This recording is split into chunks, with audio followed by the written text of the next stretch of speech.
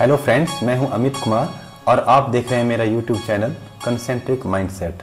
अगर आपको मेरे वीडियोस अच्छे लगें तो चैनल को जरूर सब्सक्राइब करें और साथ ही अपने फ्रेंड्स में वीडियो को जरूर शेयर करें। एक्सरसाइज 5.2 का क्वेश्चन नंबर 9 है, if the third and the ninth term of an AP are 4 and -8 respectively, which term of this AP is 0। If the third term है आपकी 4 एंड 9 टर्म है आपकी -8 रेस्पेक्टिवली। तो कोई एपी है जिसकी थर्ड टर्म है 4 और 9 टर्म है -8, तो हमको बताना है कि इस 0 जो है वो इस एपी की कौन सी टर्म है। तो चलिए शुरू करते हैं। Hair given A3 = 4, third term जो है वो 4 है। This implies A + 2D = 4।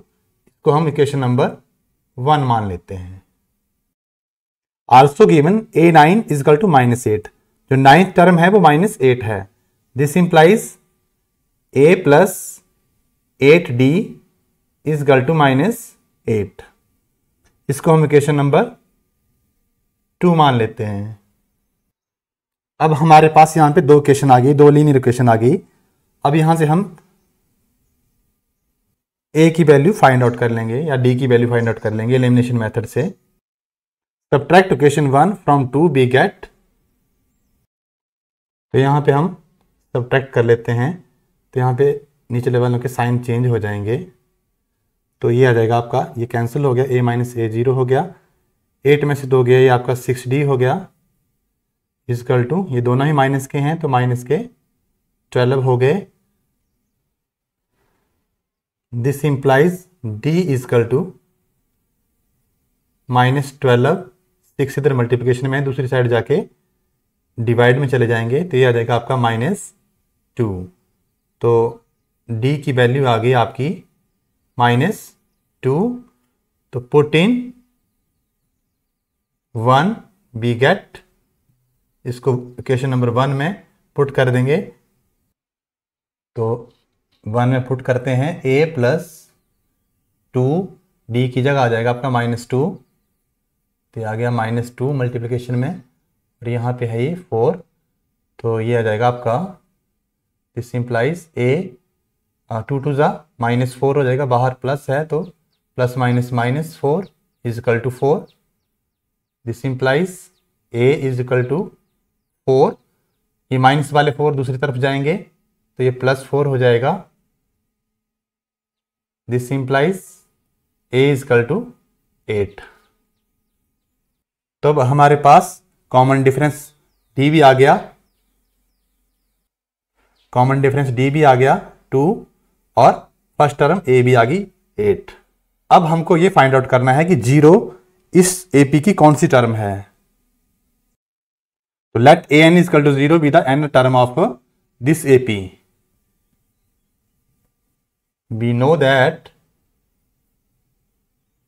n term क्या होती है हमारी,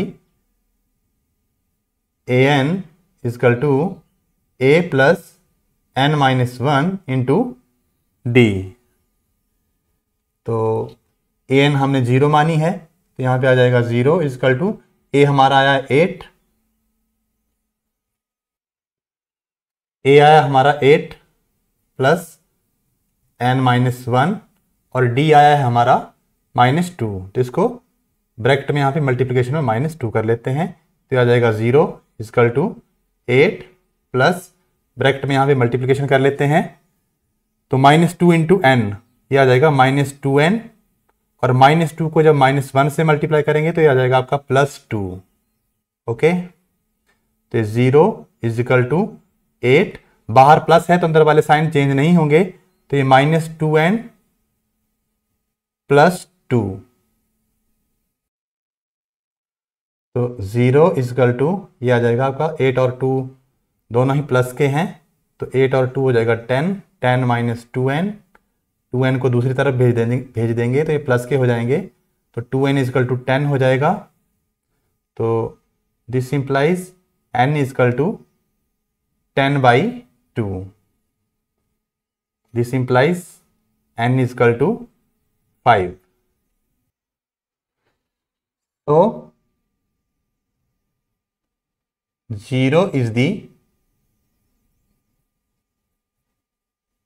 fifth term of a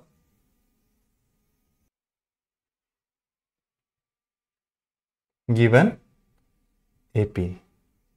Okay, thank you. Question number 10 है आपका, the 17 term of an AP exceeds its 10 term by 7. कोई AP है जिसकी 17 टर्म जो है वो उसकी 10 टर्म से 7 ज्यादा है. Find the common difference. तो हमको कॉमन डिफरेंस फाइंड आउट करना है. तो चलिए शुरू करते हैं. Let A be the first term and D be the common difference of given AP. माना कि A जो है वो गिवन AP की पहली टर्म है और D जो है वो कॉमन डिफरेंस है गिवन AP का. Here given that A17 is equal to A10 plus 7.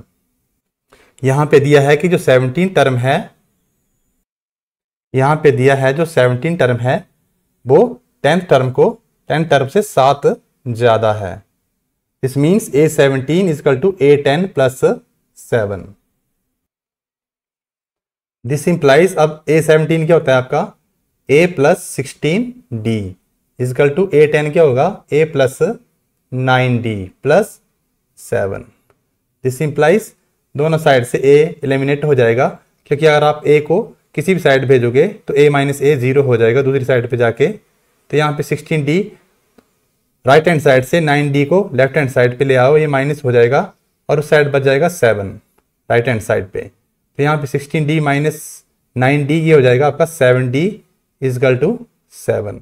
This implies D is equal to 7/7 is equal to 1.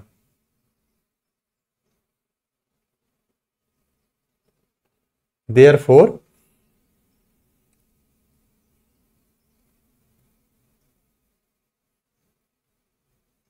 common difference is 1. Okay, thank you. आपका क्वेश्चन है, विच term of the AP 3, 15, 17, 13, 39 so on will be 132 more than its 54th term. यहां पे एक AP given है, तो हमको ये बताना है कि इस AP की कौन सी टर्म इसकी 54th टर्म से 132 ज्यादा है. मतलब वो इसी AP की टर्म है लेकिन इसकी 54th टर्म से भी 132 ज्यादा है. तो हमको बताना है वो टर्म कौन से नंबर पे है. तो चलिए शुरू करते हैं. The given AP is 3, 15, 27, 39 and so on.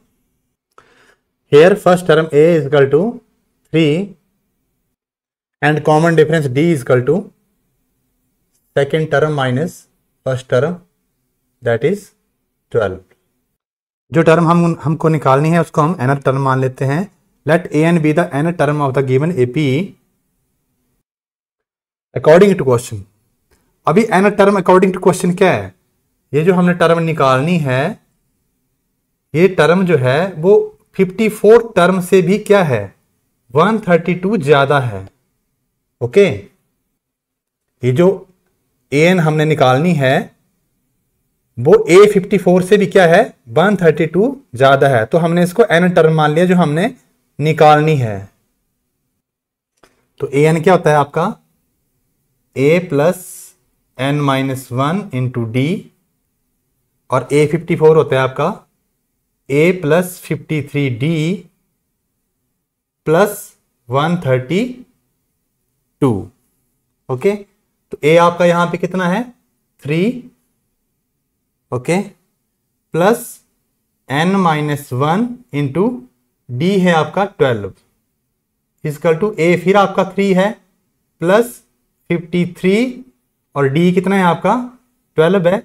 तो मल्टीप्लिकेशन में 12 लिख लेते हैं प्लस 132. ओके, अब देखो 3 दोनों साइड पे हैं तो किसी भी साइड भेजेंगे तो 3 - 3 0 हो जाएगा। अब देखिए मल्टीप्लिकेशन में टर्म है, इसको ऐसे रहने देते हैं हम, ये सिंगल टर्म है, मल्टीप्लिकेशन में है। अब देखिए यहां पे देखो 12 जो है वो हम कॉमन ले लेते हैं, तो यहाँ पे 53 तो आएगा ही आएगा। और यहाँ पे क्या आ जाएगा, देखो 132 भी 12 से डिवाइड हो जाते हैं, तो 12 × 11 हो जाते हैं आपके 132। तो देखो 12 दोनों साइड पे मल्टीप्लिकेशन में है सिंगल टर्म के साथ, क्योंकि ब्रैकेट के अंदर सिंगल टर्म्स ही हैं, तो यहाँ पे 12 दोनों साइड पे कैंसिल हो जाएगा, क्योंकि इस साइड भेजेंगे, किसी भी साइड भेजेंगे तो 12 डिवाइड में जाएगा तो नेचुरली कैंसिल हो जाएगा। तो यहाँ पे आ जाएगा this implies n - 1 is equal to, इसको ऐड करेंगे तो कितना आ जाएगा, ये 3 + 1 4 और 5 + 1 दैट इज 6। तो this implies n is equal to 1 को दूसरी साइड भेज देंगे तो ये हो जाएगा आपका 64 + 1 that is n is equal to 65। It means वो 65th टर्म होगी, देयरफॉर 65th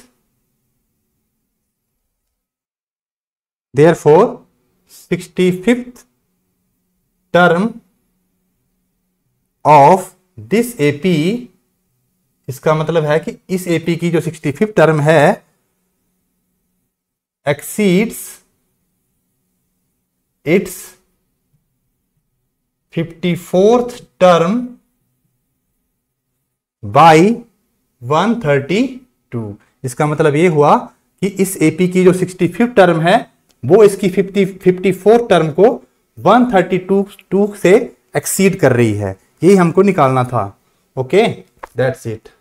तो बच्चों से थोड़ा सा अनुरोध है कि जो बच्चे सब्सक्राइब नहीं कर रहे हैं वो सब्सक्राइब कर लें।